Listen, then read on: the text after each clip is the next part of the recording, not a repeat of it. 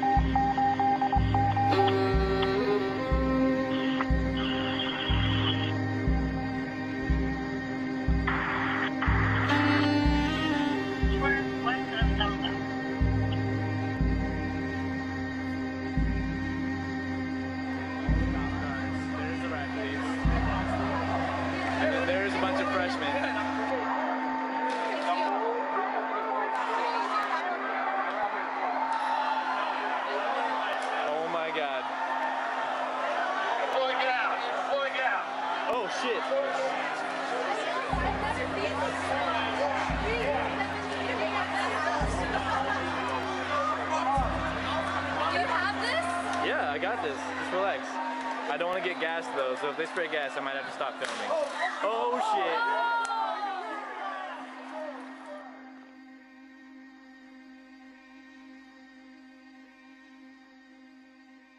There's this girl, she was like on top of somebody, or like sitting on someone's shoulder or something, and then the crowd started like chanting, like take your clothes off or take your top off or whatever. She was like no, and they started throwing beer cans at her, and so she started getting pretty mad. Like there were broken bottles all over the ground and stuff, and then like all of a sudden like you could see like flashing lights, like cop lights, like far away. That was like 2 blocks away. Yeah. And so everyone was like, whatever, that's so far away. Like, what are they gonna do?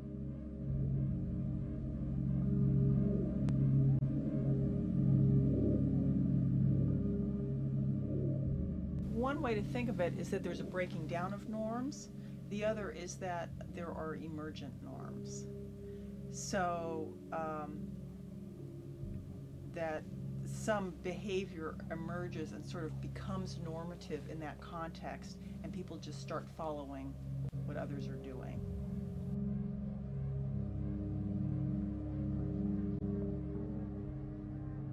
Why this happens is called de-individuation.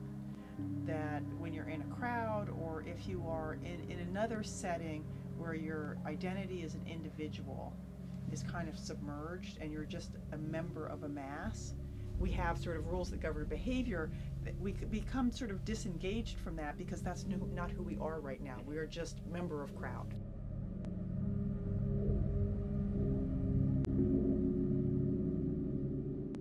Hundreds of people, I'd say, standing outside the house. Spilling out into the street, clearly. I remember one of the girls we were with was like, oh, we should go there and check it out. And immediately I was like, no, like, cops are gonna be there, like, those are the kind of parties that are gonna get broken up, like, why would we go there? And about a block and a half from where the party was, we're all just walking, and all of a sudden, like, my eyes started burning a little bit, my eyes started itching, you could taste some sort of, like, peppery feeling, but we had no idea that there was any riot going on. We had no idea that cops had even showed up or, like, anything about that. We opened the door because we heard like sirens, and then we also heard like an air horn, or I'm sorry, it's a megaphone, like saying like you need to vacate the premises. You're like unlawful like gathering. We both stepped outside and we saw kids running by, kicking trash cans, throwing them into cars. Any cars that were driving through, these people were getting like kicked, dented, and like people were like just trying to like bash in the windows, stuff like that. Like the cars that were parked getting just kicked. Like, just dents were going into these things, and it was just, I mean, absolute pandemonium.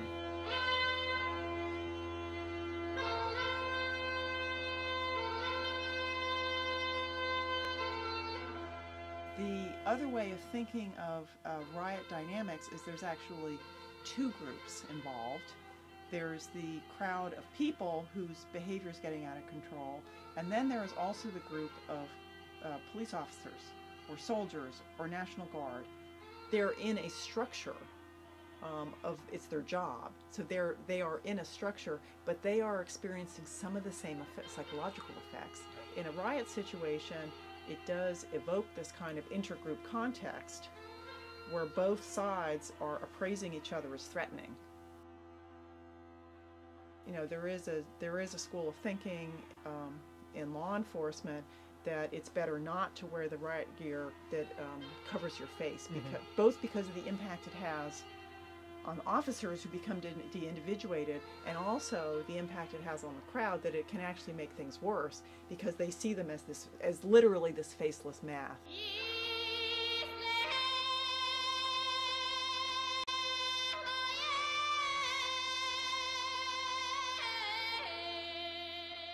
But yeah, I think those kids just really had like the air of we are invincible. There's so many of us. Like, what are the cops gonna do? And they quickly got shown what the cops are gonna do. They got dispersed immediately because as soon as that tear gas came out, no one was around anymore. For most of our evolutionary history, we did not operate in settings where there were 400 people gathered. So bringing 400 strangers together, and this is a lot of first years, they may not know anyone. It's an unnatural situation in a way. It's not something we're adapted to.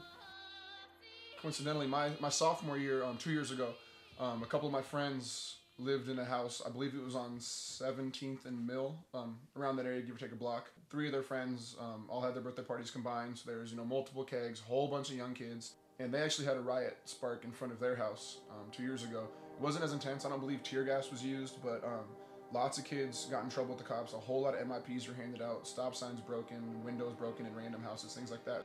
But it was definitely a sign. Like, I remember there was an article in the local newspaper that, like, the very next morning about my friend's party. My friends thought it was hilarious. They cut out the article, put it on their fridge to brag about it, even though they faced thousands of dollars in fines. At least they got their 15 minutes of fame. So that was the only warning per se that I've seen, is like I've seen something similar, but never to that extent. Mass living is a very new feature of human life. I think it wasn't too bad until the cop showed up. Like, that kind of threw everyone over the top. And I mean, everyone says, like, oh, the freshmen or whatever, but, like, there was a lot of older people. Like, there weren't that many freshmen, to be honest. I think it was actually the freshmen. This year, the freshmen are pretty rowdy, in my opinion, and like the first couple weeks definitely showed that. So I could definitely point the finger at the freshmen for just being absolutely insane and doing that stuff. But I don't really know who started it, but it just seems like the freshmen kind of finished it, and from there it just turned into chaos. But I don't see that ever happening in Eugene, and I guess this year is just a special year.